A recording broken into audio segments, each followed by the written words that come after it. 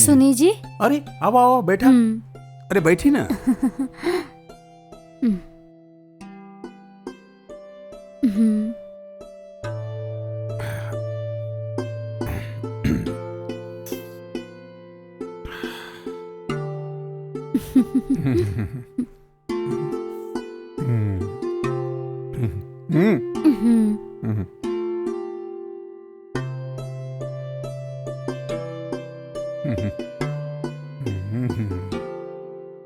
हमार किस्मत बढ़िया बा कि तोहार जैसन पत्नी मिलल है। का भइल जी, ऐसे काहे बोला तानी? हमार उम्र 40 हो गईल बा और बहुत सारा रिश्ता आयल रहे हमरा खातिर, लेकिन कौनो हमके अच्छा ना लगल। उ ई है कि उ सब जो हम चाहत रहे उ खूबी हमें नहीं खे। ओकर बाद एगो मैट्रिमोनियल से तहार बारे में हमके पता चलल। तोहर माँ बाबू से हम बात कहनी, तब उ लोग कहलन कि हम लोग दहेज ना देवे सकम। यही से तोहरा खातिर 30 तोला सोना खरीदने और सबके जेवर बना देनी है हम। ओह अच्छा ऐसन बा, ठीक बा जी। एक और बात भी बा। बोला। पिए के खातिर कुछ थर्रा मिली का बोला? ठर्रा? तू दारू पिए नहीं का? हाँ, अगर नहीं खे तो छोड़ दी, हम तो ऐसे पूछत रहनी। मतलब तो के दारू पिए के आदत बा का? काहे खातिर तू दारू के बाद छड़ला? जैसन आप समझत नहीं वैसन ना। कभी पार्टी में जाए नहीं तो थोड़ा पी लेवे नी, रोजाना थोड़ी ना लेवे नी। का बोला? रोज पीवे तो बुरी आदत बा और पार्टी में पीना अच्छी बात बा का? ये कहाँ के इंसाफ बा? एक बात बतावा, ये औरत लोग दारू काहे पिएला? ये कैसन सवाल बा, एकदम बेवकूफ जैसन लागता। आजकल लड़का लड़की सब लोग पिएला और हम भी कभी कभी पार्टी वार्टी में ही पिए नी। बुरी आदत बाई, जिंदगी तबाह हो जाई। ठीक बा? ठीक बा जी, छोड़ देम। अब गेम स्टार्ट करी का? बत्ती बुझा दी? आज ना जी, सुबह से मंडप में खड़ा खड़ा पैर बहुत दुखा था, तनी समझी ना। ऐसन बात बा?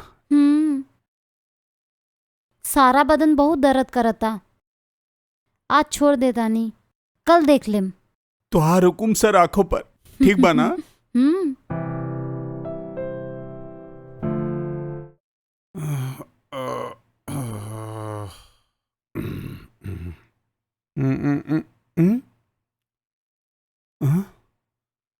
कहाँ गेल भाई? यहाँ तो कहूँ नहीं देखा था। रुकमनी, रुकू हमर जान। अरे ये हमर जान कहाँ चल गई?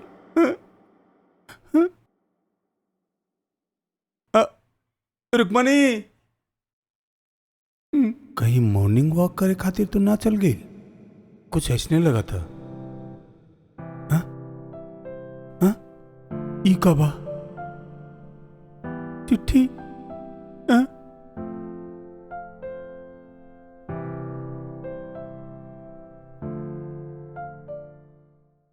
ऐसे पहले हमार 7 बार शादी हो चुकल बा। शादी करल हमार खातिर कोई नया बात नहीं खे। अब बहुत अच्छा बानी जी, आपके देवल 30 तोला जेवर के साथ हम जाता नहीं। बाय। हाय हाय, हमार सारा जमा पूंजी लेके भाग गए। सोच ले रही शादी करके जिंदगी बन जाए हमार, लेकिन हमार जिंदगी बने के बजाय बिगड़ गई रे।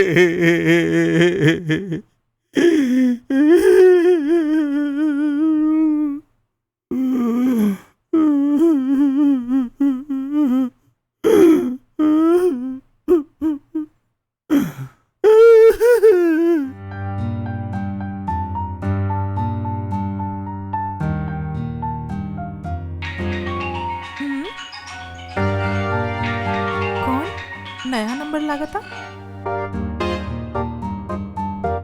तोहर व्हाट्सएप पर हम एगो वीडियो भेजनी है, जरी खोल के देखा।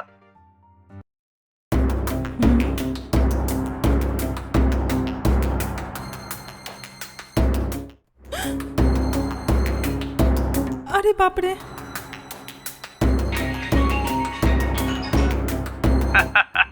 वीडियो देख लेनी ना, कैसा लगा?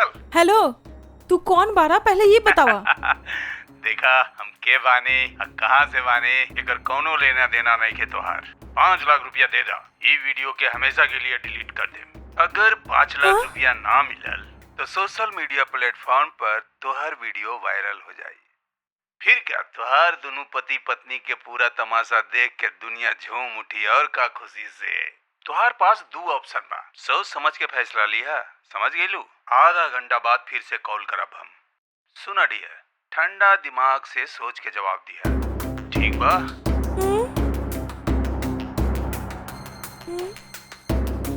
अब का करी?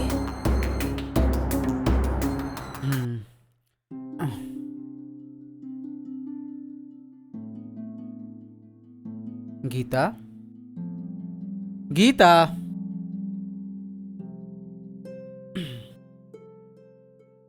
अरे का भइल? काहे इतना दुखी लगा तारू?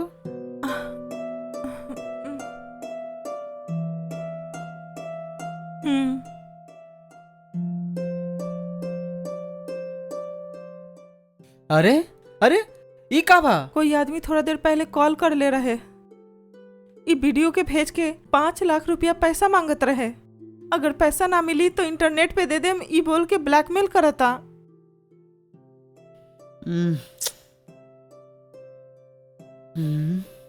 अब हम का करी जी? का भैल जी, ई वीडियो के बार बार काहे देखतनी? ई वीडियो के उ कहाँ रिकॉर्डिंग कैले ह, ई हम देखे के कोशिश करतानी। अब सब साफ पता चल गई कि कहाँ से रिकॉर्ड कैले बा। का पता बा आपके? हमने पिछला सप्ताह रिश्तेदार के शादी खातिर पौंडीचेरी गए रहे ना, वो टाइम हमने एक होटल में रहनी है ना, ई वहीं रिकॉर्ड कैला सा। देखा? अरे हाँ जी, वो होटल में ही रिकॉर्ड करल गइल बा। हम तभी आपके बोले रहनी है ना लाइट ऑफ कर देवे खातिर। आप ही तो बोले रहनी है कि कुछ प्रॉब्लम ना होई। ठीक बा, 1 मिनट रुका। हमारे एक दोस्त यहाँ थाना में काम करता, हम उससे पूछम कि हमने का करम। जल्दी कॉल करी जी। का यार, कैसे याद कैला? बहुत दिन के बाद फोन कैला है तू? अरे यार, हमरा तो से मदद के जरूरत बा, हम यही कहते तो के फोन कैनी। जब तो के मदद की जरूरत रही तबे फोन करवा ना। ठीक बा, कैसन मदद चाहिए बोला। अरे लास्ट वीक हम और हमार बीवी हमारे रिश्तेदार के शादी के खातिर हम पौंडीचेरी गए रहे यार। वहाँ रुके खातिर एक होटल लेनी यार, और के हमारे रूम में आके हिडन कैमरा रख के प्राइवेट वीडियो बना लेनी यार। वो वीडियो के हमारे बीवी के भेज के ब्लैकमेल कराता रहे यार। 5 लाख अगर ना देम तो बोला रहे कि वीडियो ऑनलाइन में वायरल कर देम। हमके समझ में नहीं क्या बात कि हम का करम, यही कहते तो के फोन कैली। अगर ओकरा के कहे से तू पैसा दे दबा तो हर समय तोहरा के डरा धमका के पैसा लेबे करी। पहले तू थाना में जाके कंप्लेन दर्ज करा। ओके? ठीक बा यार। का भैल जी, का कहत रहे आपके दोस्त? वो पहले साइबर क्राइम में जाके एक रिपोर्ट दर्ज करे खातिर बोलले बा। अगर हम लोग वक्त पे पैसा ना देनी तो, और वो अगर वीडियो इंटरनेट पे डाल दी तो का करम हम लोग? आगे जो भी हो जाए हमनी को संभाले के ही पड़ी। हमनी ऐसे डर जम तो कुछ भी ना कर सकम। चला एक कंप्लेन दे के आवा तनी। हाँ।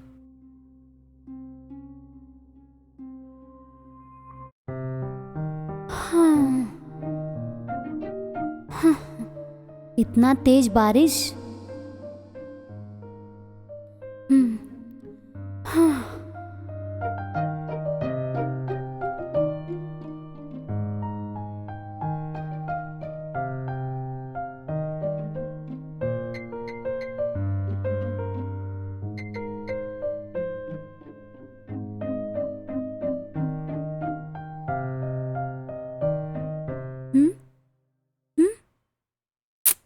अरे यार, पानी नहीं खियावत का?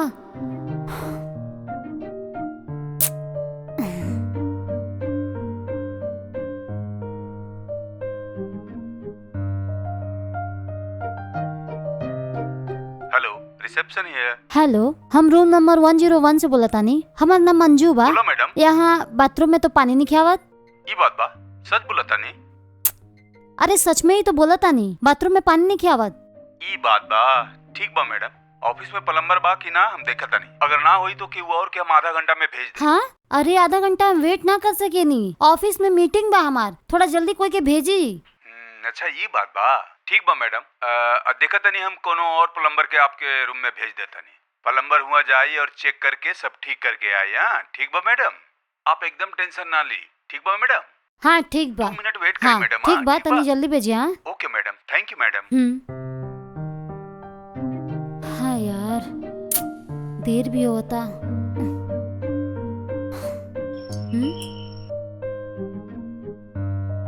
जी के जी मैडम आप नीचे रिसेप्शन से भेजले बा आपके रूम के प्रॉब्लम को ठीक करे ओ खातिर। अच्छा ऐसा बाथरूम में पानी नहीं क्या आवता नहीं चेक कर ली ना। ओके मैडम।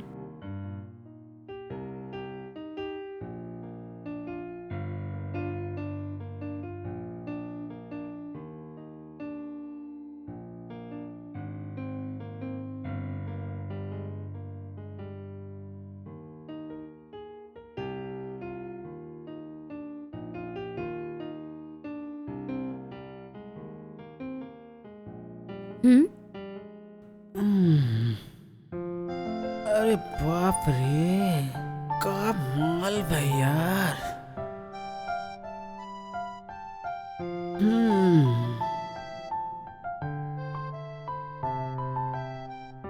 बाप रे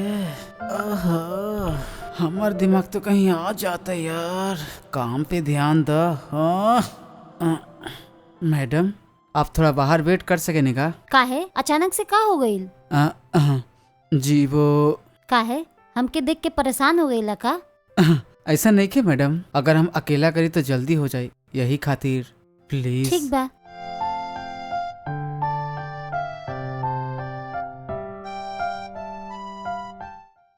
मैडम हम ठीक कर देनी है, आके चेक कर हाँ, लिए एक ठीक बार। बा।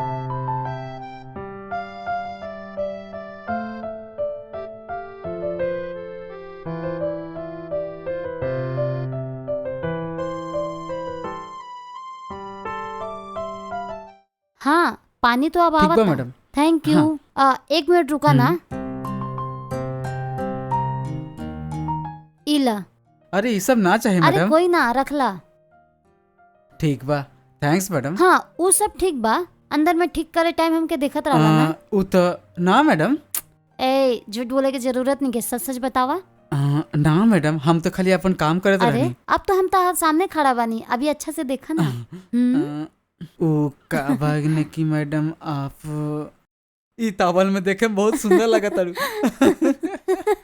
By madam. हाँ बाय।